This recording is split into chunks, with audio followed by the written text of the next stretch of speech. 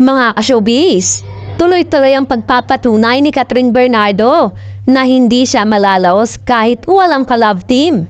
Ito'y matapos na muling mabalita ang pagkasa ng isa sa mga susunod ditong project sa taong ito. Lalo raw itong maglalantad ng pagiging isang rebel actress ni Catherine. Sa gagawin niyang pelikula kay Olivia Lamasan na pinamagatang Elena 1944. Isang comfort woman ang gaganapang role ni Catherine na tuluyang lilihi sa kanyang sweet image. Sa ex ng Philippine TV and Film Update, inilatag ang nasabing gagampan ng papel ni Catherine mula sa isang Palangka Award-winning screenplay. Catherine Bernardo will be seen next on Olivia Lamasan upcoming period action drama film, Elena 1944. The film follows a comfort woman during the Japanese occupation in the Philippines and is based on a Palangka Award-winning screenplay, says a post.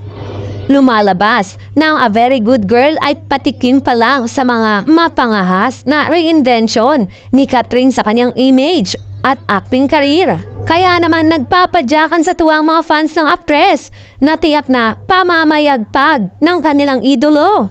Walang duda, si Catherine Bernardo ang kilalang biggest female box office star sa ngayon.